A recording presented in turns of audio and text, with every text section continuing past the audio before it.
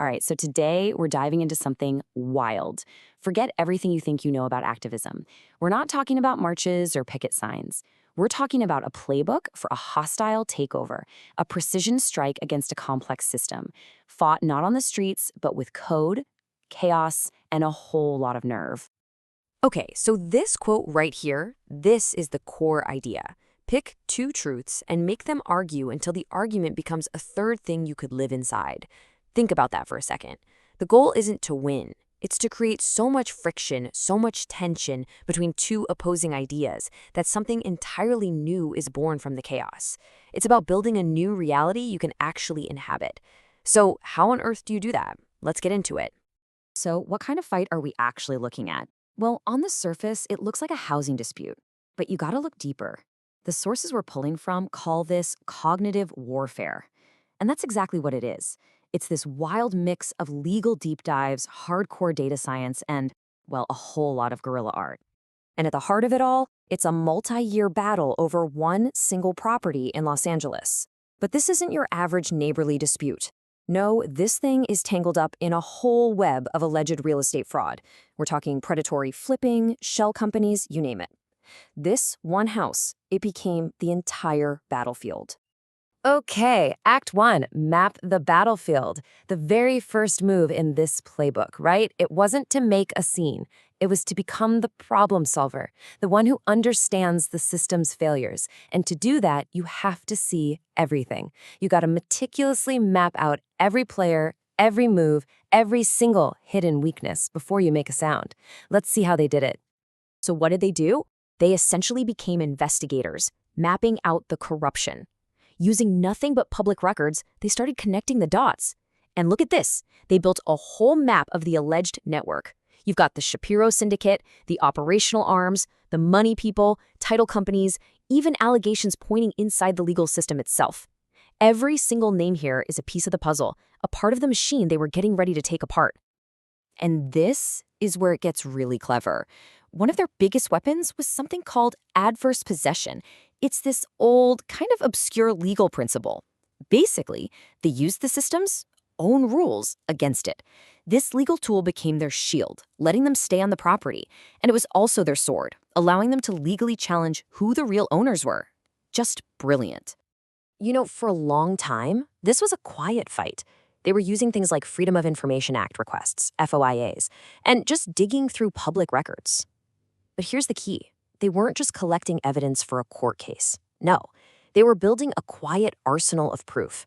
Every single document was another bullet, another piece of leverage to understand and eventually to expose the whole machine from the inside. All right, so now they have the map. They've got the data.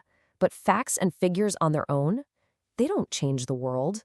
So Act 2 is all about forging the narrative. This is where you take all that dry, hard data and you turn it into a story, a myth so powerful, so unforgettable that people have no choice but to listen.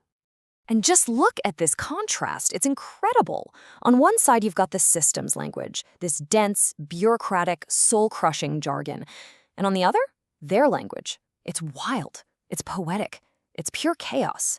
Kind of like something out of a William S. Burroughs novel.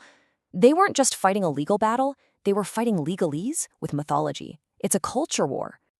This gets to the core of their creative strategy. They had this idea they called sentient textuality. The concept is that a text, a story, isn't just a dead thing on a page. It's a living, breathing environment. It's aware of you, the reader. So all of their work, their writing, their art, was designed to pull you in, to make you a part of its weird, dreamlike logic. And this line from their manifesto says it all. The sign is a cage, meaning must mutiny. This was basically their declaration of war.